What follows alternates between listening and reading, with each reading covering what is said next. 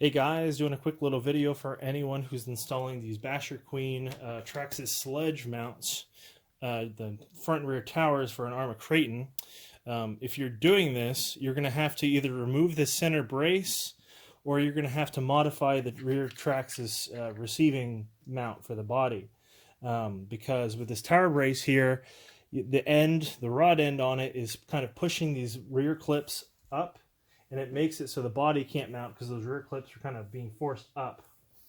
Let me see. This takes a second to mount because the front, you're also going to have to trim off this whole front lower section if you have an EXB bumper, because it just doesn't work. You kind of have to pull the flaps over if you want to keep them. Really not as easy as you would hope for all of the extra work and money you're putting into doing something like this. Anyway, just give me 1 second here. Okay, so we got it on the front tower. Now you can see on the rear, it just doesn't work. The clips are just slightly out of alignment. Something else to think about if you want to do this little mod is that installing this front wing, the rear ring is going to be a lot more work.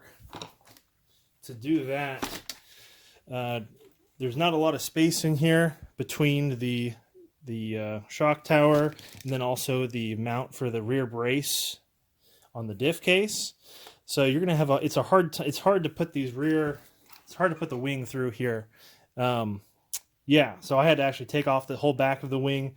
I had to undo the bottom of the shock tower and actually pull it up, kind of pull the shock tower up to put the wing through.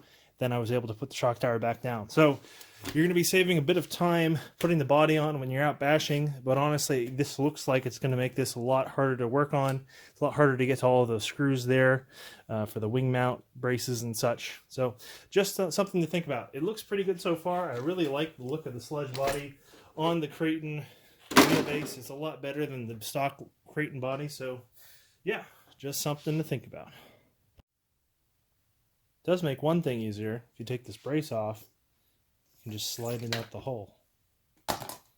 And now this there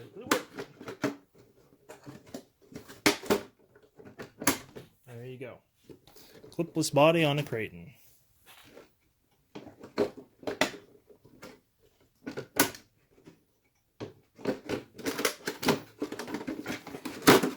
Yep, still needs trimming. So I just clearanced the front. Now there's plenty of room up front, but it looks like there's also some interference in the back. So see this bar. Let's see if you can see anything. So see how this kind of sweeps down this bar in the back. That keeps going. And let's see if we can get a shot of that.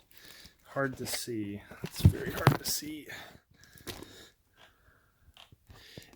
Anyway, the back, kind of where this comes up, like this in the back, the top, very back part is interfering with the back of the body mount.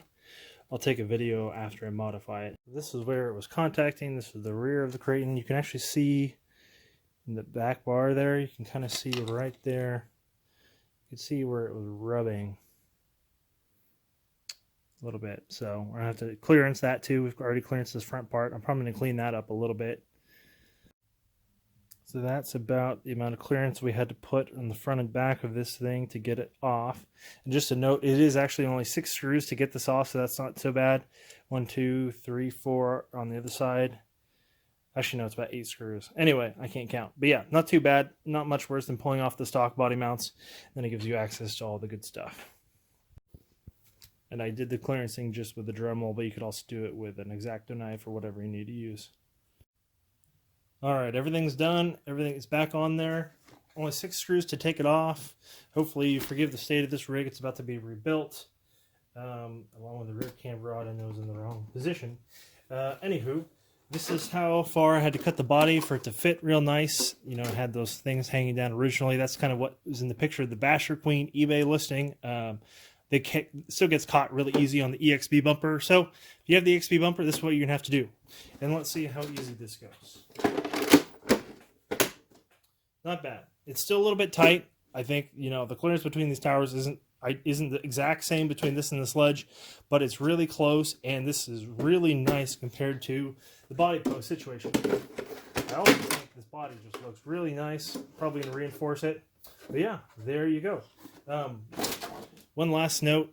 I found that the Notorious and Outcast, the center kind of body brace, if you put it in, I believe this is backwards, it sits real nicely on the rear loop. Sits in here.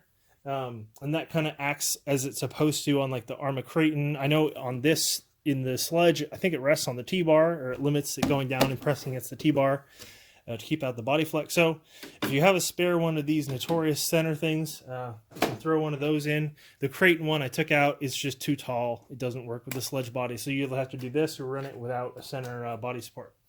Anyway, thanks for watching. Let me know if you have any questions about it. Have a good day.